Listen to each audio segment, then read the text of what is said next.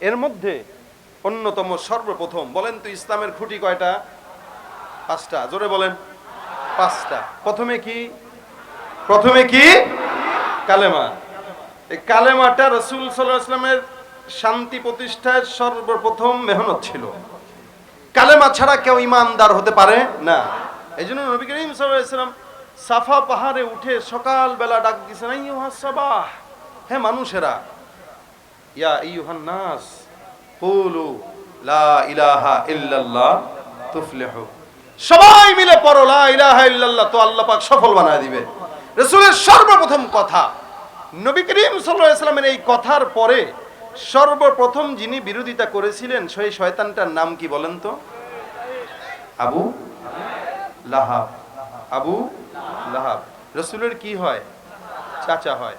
সে ডাক দিয়ে সাথে সাথে বলেন, তাব্বাল্লাক আলিহাযা জামাতানা, তোর ধ্বংস হোক, সকাল সাত সকালে আমাদেরকে এমনি এমনি এখানে উপস্থিত করে ফেললা। আল্লাহ বলেন, রাসূল আমার কিন্তু গায়ে আগুন ধরে গেছে, আপনি নবীকে ধ্বংসের বদদোয়া দেয়, আমি বললাম ও একা ধ্বংস হবে না, ওর 14 গোষ্ঠী, ওর বউ সহ, বাচ্চা সহ, সম্পদ সহ ধ্বংস করে দিলাম। আজকে যারা ইসলাম ধ্বংসের বদদোয়া দেয়, ওদের বাপ দাদাদের থেকে শিক্ষা নেওয়া উচিত যে আমার বাপ দাদা কেমনে ধ্বংস হয়েছিল, আমিও কিন্তু এমনিই ধ্বংস হব। কিন্তু ও শিক্ষা নেয় না। ও গরু ছাগল যেমন এক কান দিয়া ঢুকায় তো আর বার করে, ওর অবস্থা তার চাইতেও করো, এজন্য শিক্ষা নেয় না। আল্লাহ পাক রব্বুল আলামিন রাসূল সাল্লাল্লাহু আলাইহি সাল্লামকে আদেশ দিলেন কালেমার দাওয়াত দেওয়ার জন্য। হুজুর বললেন, আবু লাহাব গালি দিলেন।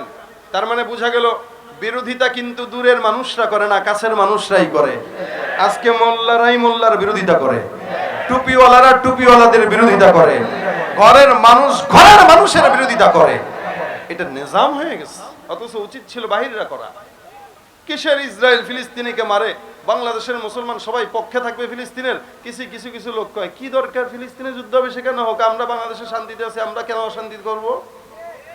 চিন্তা করছেন সে কত বুদ্ধিজীবী? এই হইল শিক্ষিত শয়তান।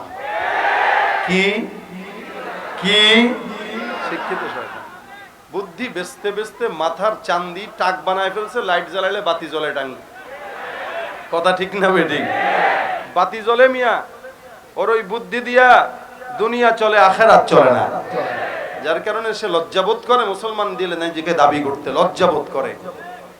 এটা তো মুসলমান নয়, বরং এরা আবু জাহেল, উতবা, সাইবার চাইতেও খারাপ।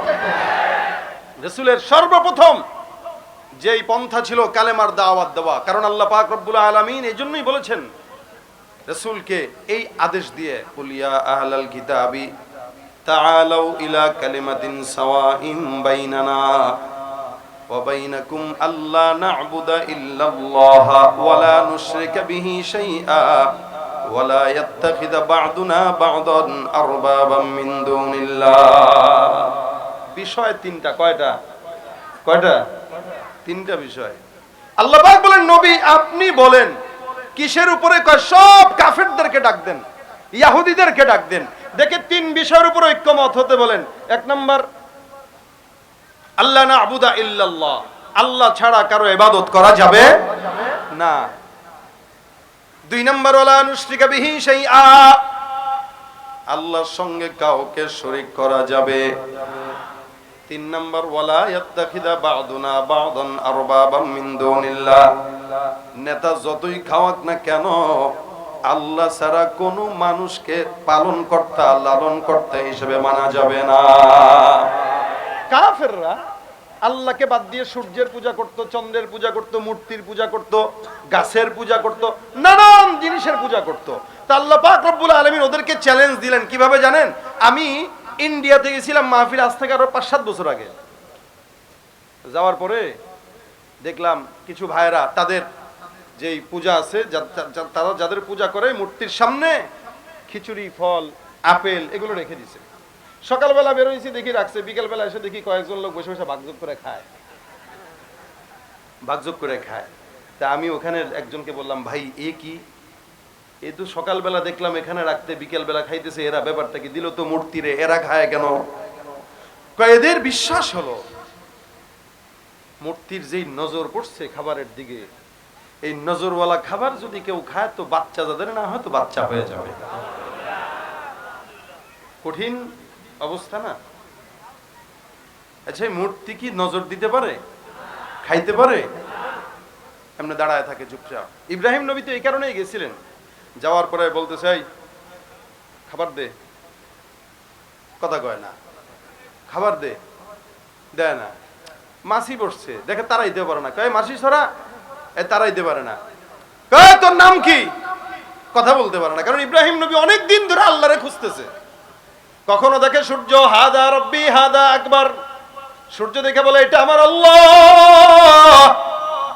আবার চন্দ্র দেখে বলে হাদা রব্বি হাদা আকবার, এটা আমার আল্লাহ। যখন সূর্য ডুবে যায় বলে না না, যেটা ডুবে সেটা মালিক হতে পারে না।